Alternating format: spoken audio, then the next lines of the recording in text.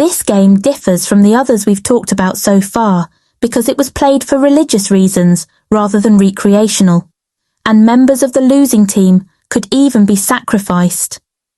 Although it's hard to see a direct line between this game and the modern game, it's strong evidence that a kickball game was being played in Central America long before anywhere else in the world. The first mention of soccer in Scotland goes all the way back to 1424, when King James I outlawed the game because he felt it was too disruptive. Multiple Acts of Parliament were also passed in the years after this, trying to ban the sport from being played. At this time, it was an incredibly violent game. A court case from 1601 records that 2 brothers were shot and killed over a disagreement in a game.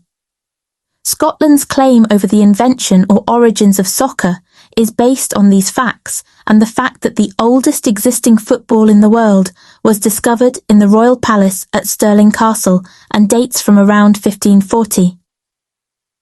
The world's first soccer club was also formed in Edinburgh, Scotland in 1824. England in the Middle Ages. As with Scotland, the first record of soccer in England was in a proclamation by the reigning monarch at the time. King Henry IV issued a decree to ban soccer from being played. It seems that the British royal family in the Middle Ages were not soccer fans.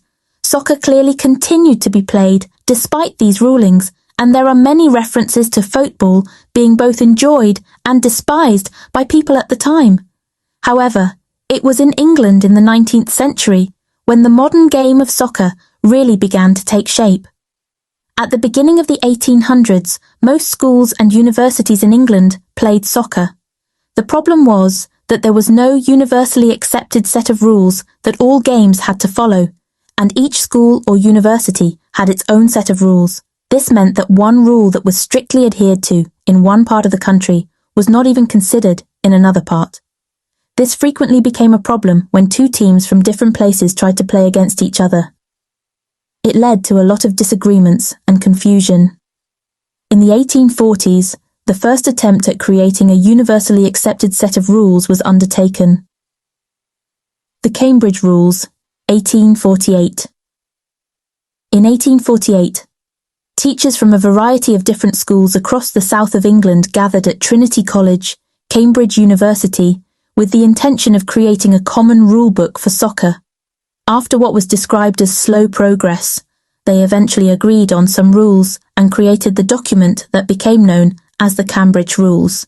Some of the rules that came into effect with the Cambridge Rules were banning the practice of running with the ball in your hands, awarding a goal when the ball was kicked between the flags and under the string, allowing throw-ins to be taken with one hand only, and ruling that every player on the same team should wear the same colour cap. Although, at this time, these rules still allowed for the use of hands in the game, the amount the ball that could be handled was reduced. The Cambridge Rules were an important step in the formation of soccer, the Sheffield Rules, 1858. The next significant step to creating a universally accepted set of rules occurred in 1858 in Sheffield, England. Similar to what had been happening in the south of England, different schools, universities and clubs across the north of England had been playing the game with different rules depending on where they were. In 1858, a number of clubs all came together to formalise a common set of rules to reduce the confusion. At a general meeting of the Sheffield Football Club in October 1858, the Sheffield Rules were created. At this time, the rules restricted, but didn't completely ban the handling of the ball. Some areas that were an important step forward with these rules were that they defined the rules around a throw-in and they clarified and reduced how much physical contact was permitted between players. Over the next 2 decades, these rules spread across the north of England and were widely adopted by clubs, schools and universities in the area. The rules were amended multiple times over the next 10 years, mostly just fine-tuning what they had already put in place, although in 1863, the offside rule was introduced for the first time. However, the most significant amendment was in 1867, when every player, except the goalkeeper, was banned from touching the ball with their hands. This was a significant step that dramatically shaped the modern game of soccer, the Sheffield rules are also credited with introducing soccer to the ideas of corners and free kicks for fouls, as well as the development of forward positions and the goalkeeper position. The Sheffield rules were used in soccer until 1877, when the Football Association rules were adopted instead. The Football Association was formed in 1863.